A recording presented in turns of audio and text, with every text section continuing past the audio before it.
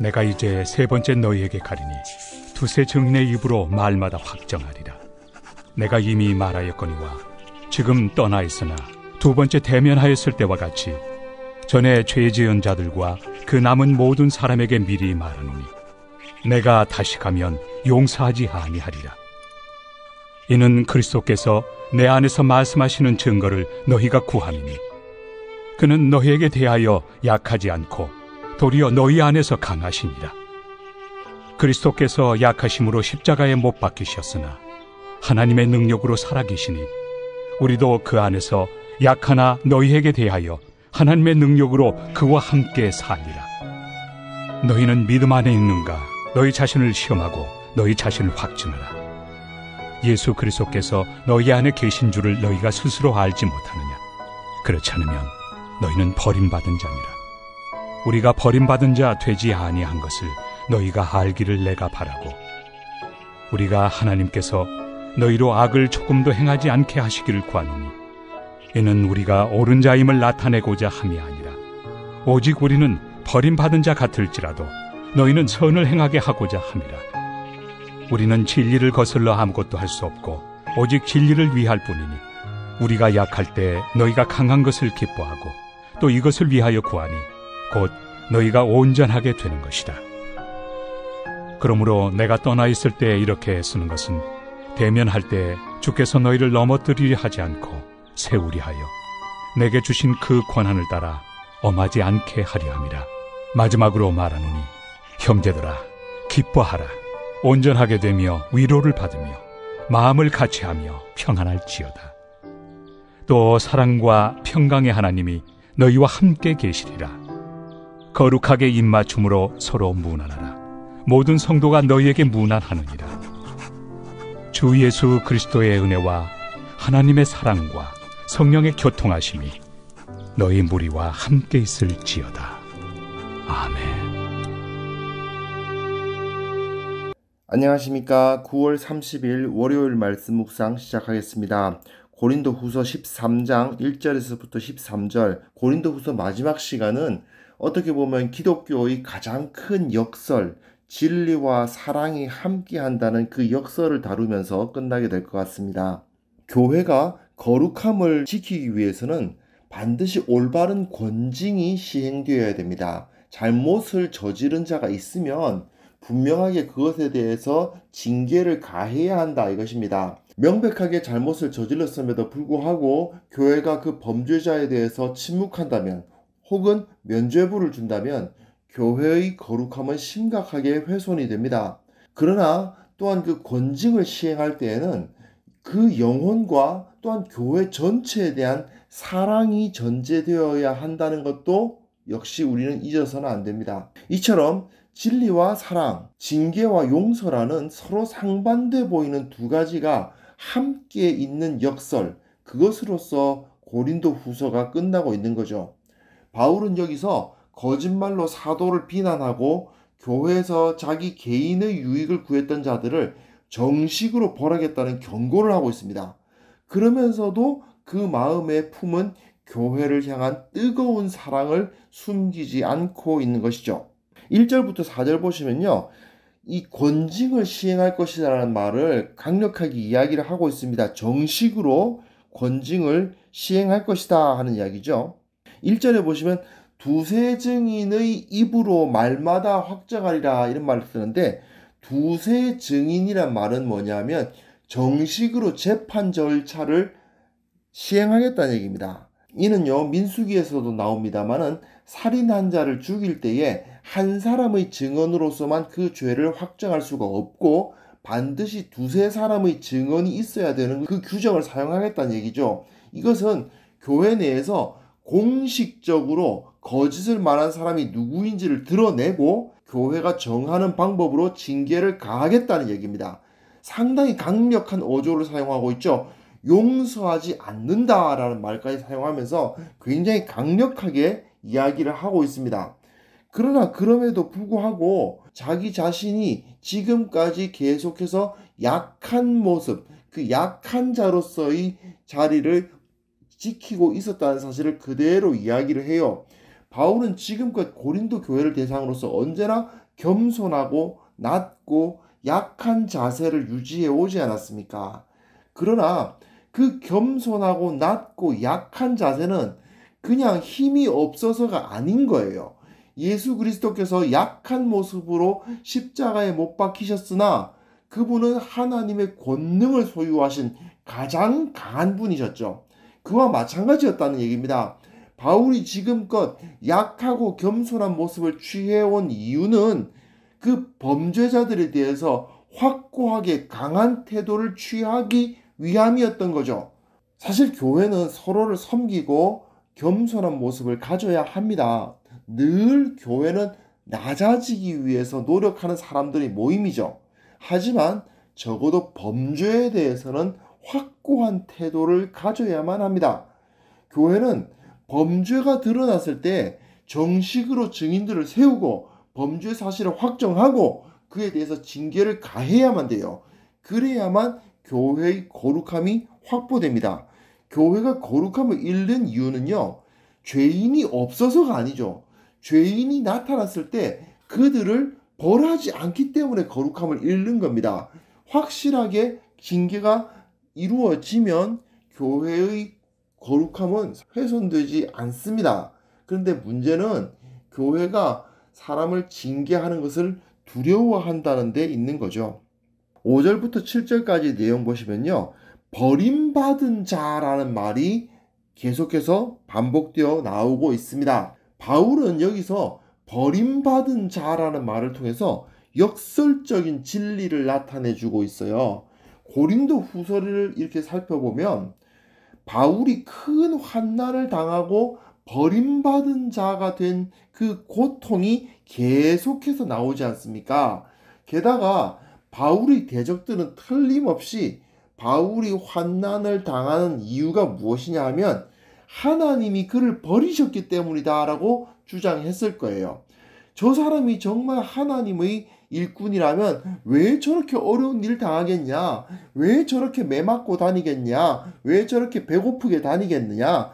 하나님이 지켜주시면 왜 하나님이 저 사람을 편안하게, 안락하게, 안전하게 지켜주시지 않겠냐? 이런 식으로 공격을 했을 거란 말입니다. 하지만 바울은 자신과 또한 자신과 함께한 동역자들이 많은 고난을 당했지만 결코 하나님에 의해서 버림받은 자가 아니고 오히려 자기는 그 어려움을 겪으면서 고린도 성도들이 악을 행하지 않고 선을 행하도록 하나님께서 지켜주시기를 구하였다는 이야기를 합니다. 이게 무슨 소리냐? 바울은 그 수많은 환난을 당하고 있으면서도 하나님의 지키심을 경험하고 있었다는 얘기입니다. 오히려 안락하게 살아가고 있었던 고린도 교인들이 악을 행함으로써 하나님의 지켜주심을 얻지 못하고 있는 상황이었기 때문에 그들을 위해서 기도했다고 말하고 있는 거예요. 자기가 환난을 당하고 있는 중에 말이죠. 바울이 보기에는 환난을 당하는 사람이 버림받은 사람이 아니에요. 왜냐하면 예수님께서도 그렇게 되셨기 때문이죠. 예수님께서 환난을 당하셨는데 예수님이 하나님으로부터 버림받았기 때문입니까? 그게 아니잖아요. 마찬가지입니다. 환난을 당하는 사람이 버림받은 사람이 아니라 예수 그리스도께서 자신 안에 계신 줄을 스스로 알지 못하는 자들이 버림받은 자입니다. 환난을 당하는 사람이 버림받은 자가 아니라 예수 그리스도께서 그 환난 당하는 자들 안에 계신 줄을 알지 못하는 자들이 버림받은 자입니다. 교회는 이런 시각을 가져야만 합니다. 교회가 정말 주목해야 할 사역자는 어떤 사람들입니까? 세상적인 시각으로 보았을 때는 마치 버림받은 자들과 같은 모습으로 그러나 꿋꿋이 하나님의 말씀을 지키고 그 가운데에서도 끝까지 예수님의 제자답게 살려고 노력하는 사람들이 눈에 보이면 그 사람들에게 교회가 주목해야 되는 거예요. 그런 사람들이 말에 귀를 기울이고 어떻게 해서든지 그런 사람을 지키겠다, 이런 태도를 가져야 되는 것입니다. 8절부터 13절까지 내용은 이제 결론인데요. 진리와 사랑, 강함과 약함의 역설이 기록되어 있습니다. 사도 바울 앞에서 굉장히 엄하게 다스리겠다고 말하고 있죠. 범죄에 대해서 정식으로 재판을 열어서 엄하게 다스리겠다. 근데 그렇게 엄한 태도를 취한 이유는 진리 때문이죠. 바울은 오로지 진리를 따를 뿐이었습니다. 그래서 그들에게 엄하게 다가가고 싶지는 않아요. 저들이 내가 가기 전에 진리를 따라서 굳이 재판할 필요 없이 그 모든 문제가 해결되기를 바란다라는 편지를 쓰고 있는 거죠. 바울은 자신이 약한 상태로 머물러 있기를 원한다고 이야기합니다. 약한 상태로 머물러 있다. 즉, 저들에게 강하게 지금 대적하는 것이 아니라 약한 상태로 그들을 대할 수 있었으면 좋겠다라고 이야기를 하죠. 그것이 바울이 바라는 이상적인 교회의 모습이니까요. 사실 교회는 소수의 강한 사람들이 이끌어가는 모습이 이루어져서는 안 됩니다. 오히려 대부분의 성도들이 강하고 그 지도자들은 약해야 됩니다. 모든 성도들이 진리 가운데 바로 서 있어서 그들 모두가 그 교회의 방향성을 알고 있고 적극적으로 움직이고 그 지도자들은 오히려 그들 가운데 약한 자의 모습을 취하고 있을 때 그 교회가 건강한 교회라고 할 수가 있는 거죠. 즉, 그 교회의 목사나 소수의 영향력 있는 직분자들의 그 리더십에 의해서 교회가 이끌어져 나간다는 것 자체가 그 교회가 건강하지 않다는 뜻입니다. 오히려 교회의 여러 사람들이 각각이 다 나름대로의 리더십을 가지고 그 리더십이 서로 간의 대화를 나누고 가끔은 마치 싸우는 것처럼 보일 수도 있지만 그 가운데서 서로 의견을 모으고 대화하고 맞춰가는 그런 모습을 가지고 있는 교회가 사실은 건강한 교회인 거죠. 바울은 이렇게 말하고 11절부터 인사말을 하고 있는데 앞에서 엄한 징계를 예고한 사람의 것이라고는 보기 힘들 정도로 굉장히 따뜻한 표현을 쓰고 있습니다. 그리고 13장 13절 마지막 부분은 현대 대부분의 교회가 이걸 사용하지 않습니까?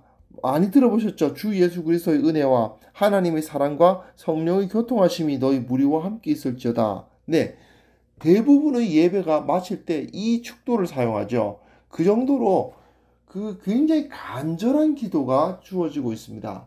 즉, 바울은 고린도 교회가 진리 안에서 거룩하기를 원했을 뿐입니다. 정 필요하다면 징계까지도 행할 마음 갖고 있었습니다. 그러나 그의 근본의 마음에는 고린도 교회를 사랑했고요. 그 고린도 교인들이 주님의 보관에 거하기를 기도하고 있었던 거죠. 이거는 우리가 절대 잊어서는 안 될 태도입니다.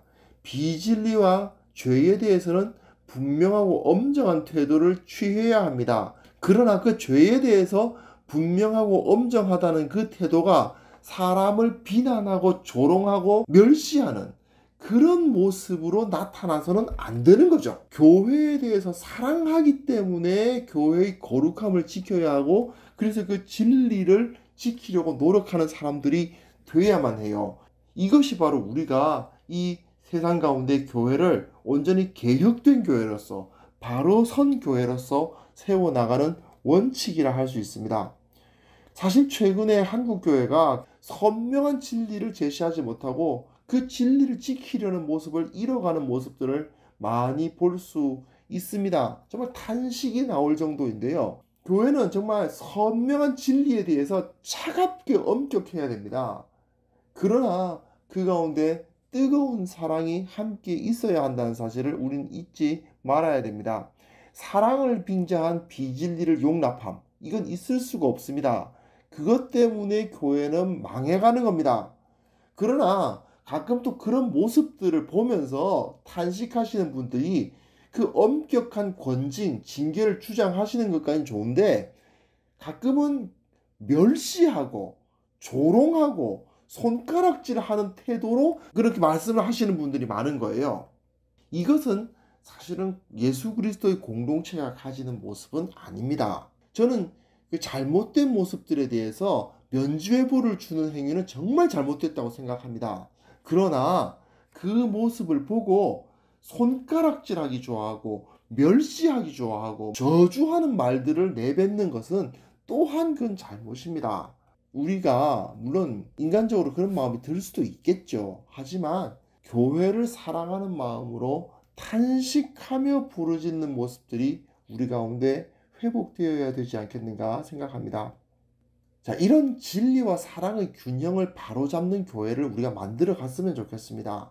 그러기 위해서는 교회를 이끄는 지도자나 모든 성도들이 모두 예수 그리스도의 낮아짐과 약해짐을 통한 강함을 경험할 수 있어야 되는 거죠. 세상적인 강함 가지고요, 세상적인 리더십 가지고요, 그걸 가지고 교회를 이끌어 왔기 때문에 결국은 교회가 지금 이렇게 약해져 버리지 않았는가 생각합니다. 우리는 세상적인 강함이 아니라 십자가를 지는 강함, 십자가를 지는 그 약한 모습의 강함으로써 먼저 나 자신을 이끌어 나가고, 그리고 또한 교회를 섬겨 나갈 때에 이 교회가 하나님 앞에서 거룩함을 잃지 않을 수 있다는 것을 기억하면서 우리 고린도 후서 묵상을 마치기를 바랍니다. 기도합니다. 하나님 아버지, 참으로 진리와 사랑을 그 역설적인 관계 가운데에서 이 두 가지를 다 잃지 않는다는 것이 우리의 연약함으로서는 얼마나 감당하기 힘든 일인지 모르겠습니다. 하지만 주님께서 우리에게 능력을 주시면 충분히 가능할 것을 믿사오니 주의 성령께서 우리 가운데 오셔서 이 일을 우리로 하여금 감당케 하시고 십자가를 지는 약함의 강함을 우리의 삶으로 살아낼 수 있도록 주님께서 우리와 함께하여 주옵소서. 예수님의 이름으로 기도합니다. 아멘.